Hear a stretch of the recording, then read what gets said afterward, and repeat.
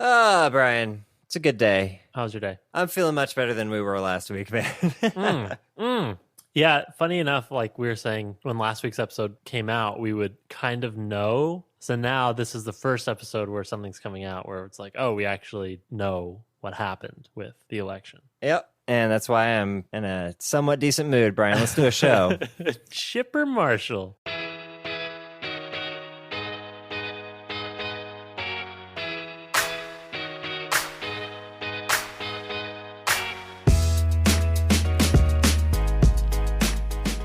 Welcome to episode 372 of the Design Details Podcast. I'm Brian Levin. And I'm Marshall Bach. Welcome back for another episode. Brian, how you doing? I'm doing lovely. Spent the weekend in Yosemite, enjoying the last kind of weekend of fall. We basically started getting snow right as we left, so pretty good timing. Nice. Yeah, I've been in San Francisco all weekend, but we're recording on Sunday. So yesterday was Saturday. It was a beautiful, sunny, wonderful day. Today was kind of like a little bit cold and drizzly, but that was awesome. Yeah. You know, I got some hot apple cider, just sitting around watching TV. It's been wonderful. Yeah, the nice thing about rain in San Francisco is you know that it's snowing in the mountains. So if you are into skiing, you crave those rainy days. You're like, yes, that means it's good stuff this weekend. Well, you know that I'm not into skiing or snowboarding in the mountains because I had no idea there was a correlation. But you are there. into rainy days where you have all the reasons in the world to stay inside. Got it. Exactly. Cuddle up under a blanket and do nothing. Yep. Yeah. All right. Well, let's talk about some design today. Yeah. We got a packed outline.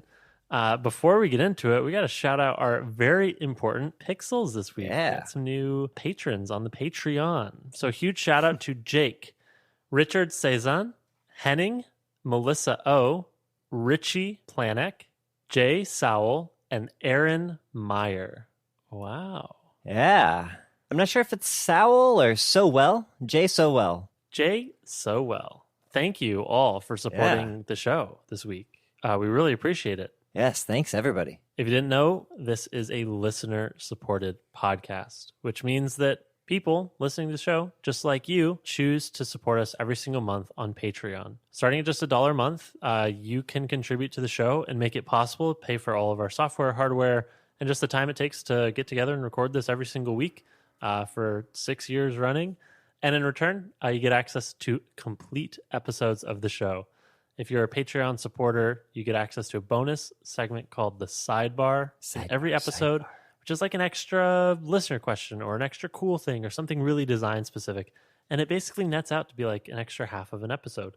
Today, we talked about the differences between radio buttons and checkboxes and how to design them correctly so that your users will understand how an interface is meant to work. So if you want to hear about this, if you want to hear our backlog of sidebars and all future sidebars and complete episodes going forwards, please consider supporting us by going to patreon.com/design details. Just $1 a month. For the price of one sip of coffee. Yeah, it's like not even a cup of coffee. It's a like sip of coffee for a day would basically two coffees could get you a whole year, you know. Yeah, hang on. This is droplets of coffee. Just think about that. Yeah. All right, let's do a little bit of follow-up for the main topic. So, all right, we got a tweet from Jesse Box talking about last episode where we talked about creating a culture of design excellence. Jesse says, "This was an episode that hit me right in the feels. I think you're totally right, Brian, that the ownership of design quality is on us. In my experience, design quality is a long-term challenge, so it's best to bring tasks to developers that are small and easy to understand. At my company, we found it works best to have a certain amount of design quality tickets present in each sprint. It has its own challenges, but I found for both the developer and myself that it's easier to QA lots of small tasks rather than one huge task." Mm-hmm. So the second part of this reminded me of something that we're doing at work that I think is working well. It's kind of a new process, so we'll check back in, but it's very similar to this, and it's two parts. So one, we have like a big master project column or project board for all the work we're doing on the mobile apps, and we have a dedicated column that we just call excellence, and cards go in there that are basically like sometimes it can be a polished thing, but usually it's like something that a developer can maybe spend 30 minutes to an hour on. It could be a feature, it could just be some small fix, something that wouldn't make sense to fit into a regular epic or a story that we're trying to ship. Like it's not a huge thing. It doesn't really fit thematically with some of the other things that we're working on, but we recognize that it's important and would sort of round out the interface or the product. Mm-hmm. So we call that those excellence tasks. And like Jesse mentioned, one of the important things is that they're small, well-defined, well-scoped, and easy for somebody to say, you know, oh, like it's Friday afternoon. I'm maybe not feeling like I want to do my big project, but I have an hour. What's something I could do to just knock it out? And like having a very small, clearly defined task, I think has been good for that. So I don't know. Well, it's relatively new, but we're working on that style of like making sure we get the design polish shipped regularly, right? Like I think we want to avoid having to have some big design debt sprint sometime in the future where it's like, look, the app's gotten out of control. We have so much shit that's broken. We have to just go through and polish everything. Yep. It kind of sucked to do that. So if we can do it incrementally in between all the other work, that might feel better. Tidy up as you go. Yeah, exactly. Clean the dishes as you cook. Thanks for the tweets, Jesse. Yeah. We also got a tweet from, it's either Michael or Michelle Van Heest. He says, Brian should write a book and design details should be transcribed. And that first one I can't help you with, but the second one, good news, we are transcribed. We have transcriptions for every episode available on our GitHub. Yeah, transcripts. If you go to github.com/design details, you'll find our repo with a folder called transcripts. And we're putting them all there. And you can feel free to poke around if you spot anything that's incorrectly transcribed, which there will be lots of mistakes because we are not taking a whole lot of time to edit these. We'd appreciate a pull request. But how's that book coming, Brian? Still working on that novel? It's writing itself in my head, actually, Marshall. Okay. See you in 20 years. Yeah. Let me know how that goes. Sure. All right. Main topic? Let's do it. All right. This week's main topic is a listener question from Divya Talk, longtime fam of the pod. Mm-hmm. Divya tweeted at us and says, not sure if this has already been tackled, but what are the things you do to, quote unquote, save the users from themselves? Along the lines of Game Maker's Toolkit's videos for the same thing in game design. Yeah, there's a really good video from Game Maker's Toolkit about saving gamers from themselves. I think we might even talked about it in the show, but we can put it in the show notes here. But yeah, there are lots of things. Oh, we have a list. We got a long list. We got a list, so here we go. All right, should we just alternate and just fucking crank these out? Because we got like 20. Sure. Okay, I'll start. So the first thing to save users from themselves, have you ever been on a website filling out a long form and you accidentally refresh the page, or you accidentally click back, or you accidentally click a link and it takes you away from that form? And then you go back and all your shit's lost? Wow, isn't that really annoying? What if application developers, software designers persisted draft content that you've typed? Wouldn't that be nice, Brian? I have developed a coping mechanism of anytime I leave a text field that I think I might not get back to immediately, I copy that shit. Copy and paste it, yep. Yeah, this poor implementation of drafts has fueled that coping mechanism for me. This happens in Airbnb, on the host side at least, like I gotten burned on that a bunch of times. Yeah, this is one of the worst feelings of really thinking through a response or typing out something really methodically, then leaving for a second, coming back, and it's all gone. Yeah. So persist that draft content. Please. Always. Yeah. Another thing you can do in the same way of destructiveness is warn people before you let them delete something. This is a pretty obvious one, but yeah, don't let me delete something right away. Ask me, are you sure? Just to add on to that, I like a lot of products will have that confirmation step. So you tap to delete something, it'll ask you to confirm or cancel. Yep. One small detail that I appreciate is when people don't place the confirmation button in the same real estate as the initial deletion button was, so that you can't accidentally like double tap or double click and click that confirmation inadvertently. So having it placed like to the left or the right or something, like forcing you to move your mouse and consciously click that confirmation. I like that pattern. Yeah, we were even talking about this last week when we were talking about menus versus action sheets, and iOS 14 moving forward will force you to go all the way down to the bottom of the screen and tap on delete in the action sheet rather than being in a menu right near where that initial trigger was. Mm-hmm. So speaking of deletion, let's say you do delete something, or maybe even not deleting something, but even just like mutating something, editing or overwriting, let people undo it Yeah, or even an explicit button that shows up in that place or in a bar somewhere that A allows me to toast, a undo. snack bar. Yeah. Yeah, give me some time. And then after you give me that undo, like potentially there are some things that I may only want to undo for a certain amount of time, like send an email. Oops, I accidentally hit send. It gives me some time to undo. And maybe the way that works is just don't do the thing until the undo button goes away. Just like wait on it for a little while. Yeah. Alternatively, if you can actually undo the thing, like you can't unsend an email, but on something that's just a setting or something like that, you can undo that pretty quickly. Like show that button for a little while, but maybe it goes away and I can always get back to it later. Yep. As you were talking about that, I had to add one thing to the list that this reminded me of. So in Gmail, if you accidentally send an email, you get a little prompt to undo, Right? and you can prevent the email from being sent. But have you ever accidentally, like, you're typing the email, you're like, the PDF is attached, and you hit enter and you send it, but you forgot to attach the thing. Done that. Yep. And a long time ago, at some point, Google recognized this was a problem, and so they do some sort of content scanning, I guess looking for phrases like see attached or is attached. And if there's no attachment on the email, they will prompt you to confirm that you didn't mean to attach something. Same thing if you try to send an email without a subject. That's nice. This is not the normal format. Are you sure you want to do this? But yeah, that's really smart of like making sure that you follow through on the promises that you've made. Yeah. Another way to help users is to, or I guess save them from themselves, is use sensible defaults. We use this term all the time on the show, Brian, but yeah, sensible defaults. Make sure that the way the app starts out without changing anything is a good way for it to be. Another way that this gets phrased in the engineering world is convention over configuration, which is this idea that most people are probably trying to solve similar problems in similar ways. And so if your application or your framework or whatever it is can just go ahead and solve that, and maybe people can eject out of that through some configuration or script or like deeper advanced setting, that's great. But if you know that certain problems are just going to be solved in the same way over and over and over again, you can assume that that's the convention that someone would want to have as a preference. Yeah, I like that. Convention over configuration. That's pretty cool.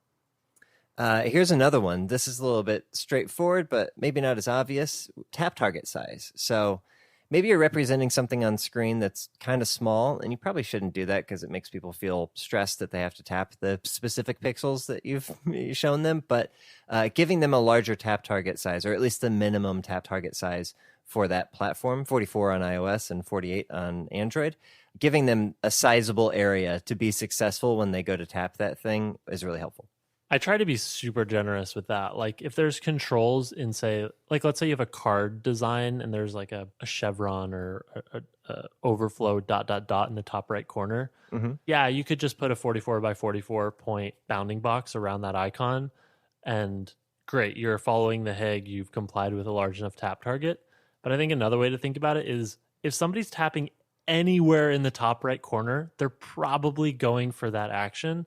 So you could make a huge, almost like a quarter circle tap target if that was possible. But like that whole upper corner, it doesn't even matter if it's 44. It could be whatever, like 64 by 64.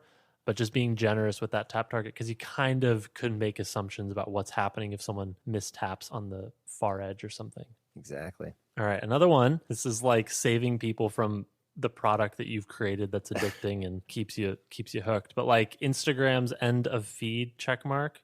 So when you've scrolled far enough in your feed and you've seen all the new posts, they present this little card with a check mark and an animation. And there's a little bit of a delay before you can scroll any further that says, hey, you've caught up. Like you can take a break if you want. So similar to Netflix's Are You Still Watching? So just prompting people like, hey, you sure you're happy with your behavior right now? Like just checking in. That's kind of nice. And this reminds me of, like this is screen time. There's like bedtime reminders. There's do not disturb. So there's a lot of features that are getting built into not only apps, but operating systems that are trying to bring some of this like mental health addictiveness of software products to people's attention. Yeah. Show me how much time I've been using this app, or give me an option to limit myself. Right. Yeah, exactly. Right. I think another good way to help people out in this way is to provide multiple entry points to the same thing. So for example, maybe you have like notification settings, and obviously that should be one row inside of your normal settings, but maybe you have a notifications page or notifications tab or something that people can go to. Having a link straight to those notification settings from that page is really useful. So give it to me contextually of like, oh yeah, let me change the settings for this thing I'm currently on, jump straight to that page. Love it. Another one, this one's pretty niche, but maybe there's a broader application, but it's this idea of warning people before something gets really loud. So this is like on headphones. I think maybe, I don't know that iOS does it, but I feel like old iPods used to have like volume thresholds where basically you could cap how loud the system was allowed to play to protect your ears. Yeah, I think it's an accessibility setting now. Okay. Yeah. So that kind of control saves people from destroying their eardrums. Here's another one, Brian. Mature content warnings or kind of a roadblock or an age gate for a certain content that might be worthy of a warning before a user goes and looks at it. Yeah, I like this. I know Reddit does this. I think Twitter does this. Like if there is something that is flagged as adult content, the image gets heavily blurred and you have to opt in to loading the image. Apollo does this, and this is so good because it saved me scrolling through all at work or in public. It's like, please blur the questionable stuff. Thank you. Yeah, that's the thing. Scrolling at work. Speaking of Reddit, I feel like they do this really well, which is hiding spoilers. Yeah. Oh, so important. Yeah, and in fact, I feel like it's been a proposed addition to the Markdown syntax, which is a way to explicitly block out text that is a spoiler, and users, I think, can select it or hover over it, and it would reveal the text. And this is great for people who are just casually browsing and instead of having to mute everything, which I do when a new movie comes out, for example, I just mute the shit out of every term I could think of because I don't want them spoilers.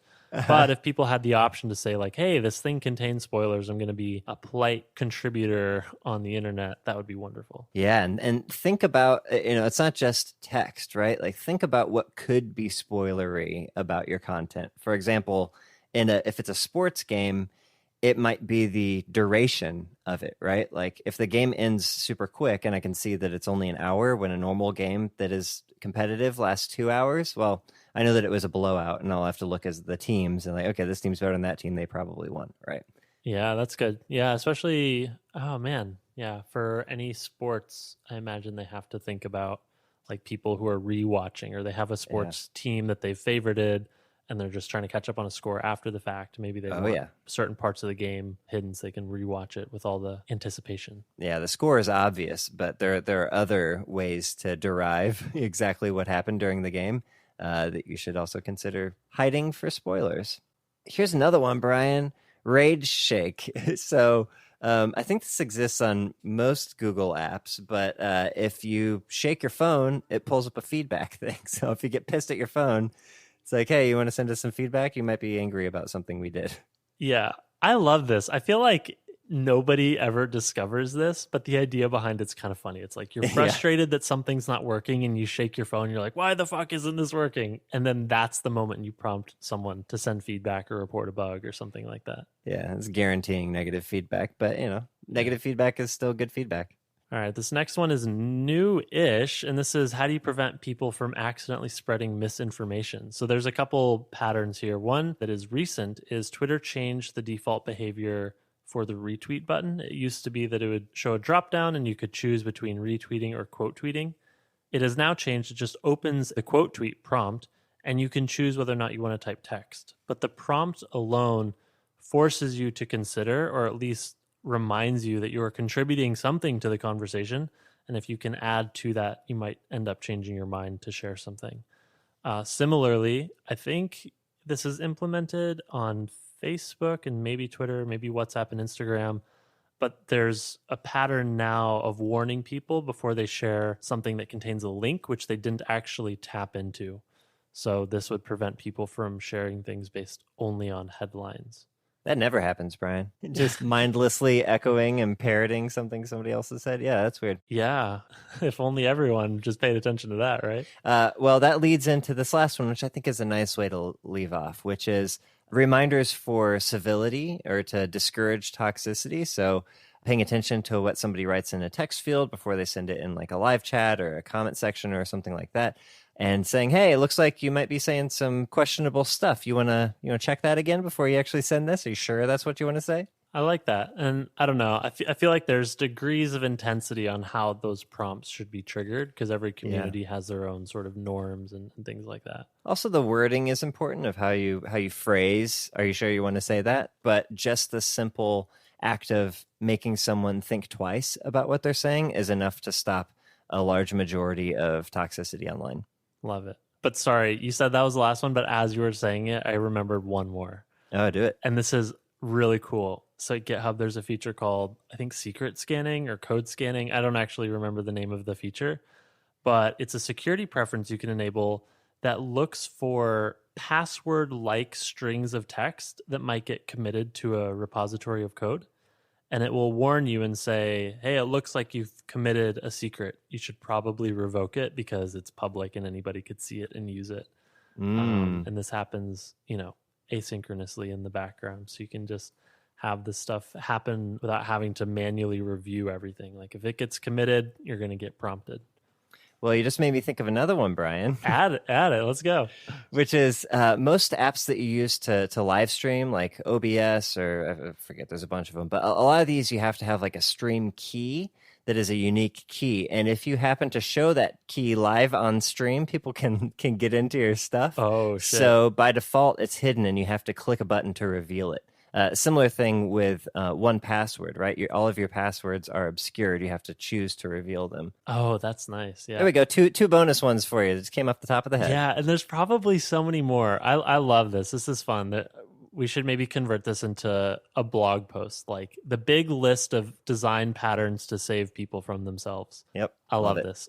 Divya, thank you for asking this on Twitter. Yeah, great question. If anyone else has something that comes to mind, please tweet at us. Maybe we can make this a really well thought out list.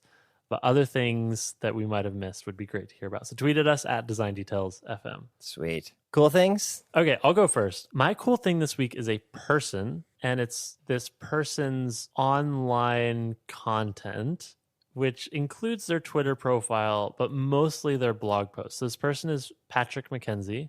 He goes by Patio11 on Twitter and Patio11 on Hacker News. Actually, maybe everywhere. Okay, yeah, I've heard this name before. Not his real name, but Patio11. Yeah, so okay. Patio11 is very famous on Hacker News. Currently works at Stripe, but is famous for lots of reasons. And one of those reasons is he writes incredible blog posts. So his website is calzumeus.com.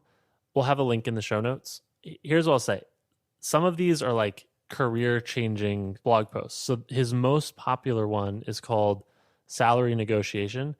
In fact, I think the title changed. I think it used to be Salary Negotiation for Software Engineers or something, but now it's more broadly applicable. And the subtext is make more money and be more valued. And this is a massive fucking blog post. I think he says it's 7,000 words plus. So it's a long read, but it's the kind of article that just captures real things happening in the industry that no one's going to bother to tell you unless you really dig around and ask, or just make every mistake in the book and just end up 10 years down the road realizing how much money you missed out on. And so that's just one of his blog posts. I'll link to it, but he has a section on his site called Greatest Hits.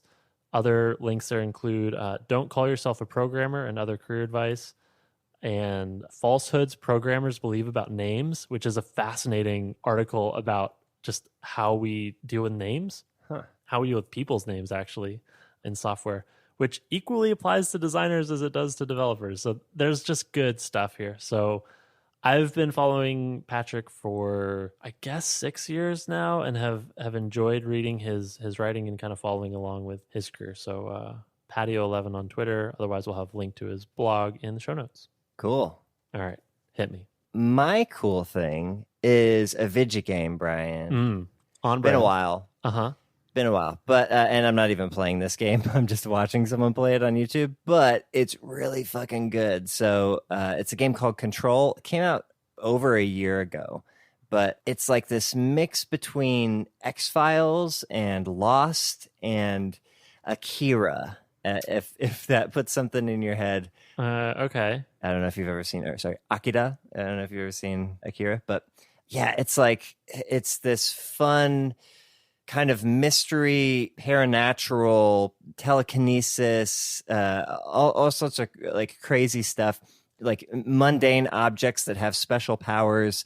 The premise is like when you were children, you and your brother encountered this strange event, and your brother was taken away, and you're the sister, you've spent your entire life looking for him, and you've finally been led to New York with this big giant building that no one else seems to really notice, but is really huge and brutalist architecture, really cool.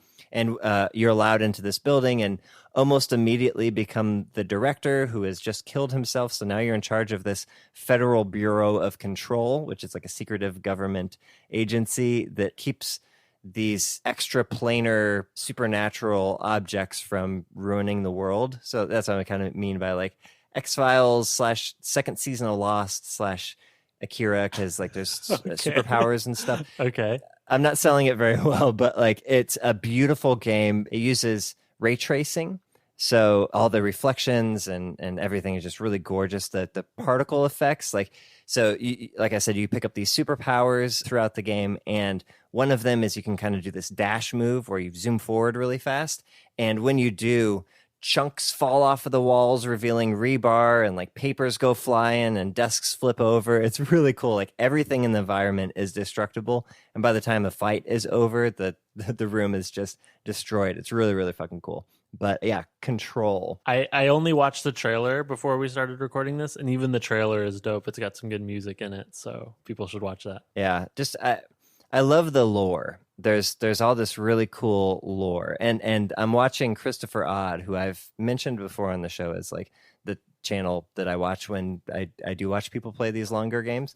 Christopher Odd is really great at this stuff. Not so great at the combat. Tend to fast forward through that, but as far as like paying attention to every audio file and like letter and side mission and all the lore and stuff like that, he's a great one to watch. Cool. Well, links in the show notes. Yeah, that's it. This has been episode 372. We hope you enjoyed it. Let us know what you thought. Hit us with your other cool design things that help save people from themselves in your products. We'd love to hear it. Otherwise, just tweet at us anytime, or you can open an issue on our design details repo with your own question, and we will hopefully get to that in a future episode. And finally, just as a reminder, transcripts for episodes are going up on our GitHub. So github.com/design details. Look for the transcripts folder if you want to read those, or if you're feeling generous and want to just submit a pull request and fix a couple typos or some misspellings or anything like that. I guess that's the same thing. We would really appreciate it. So thank you to everyone who's done that so far. Yes, thank you so much. Otherwise, we will see you next week. And that's the way it is.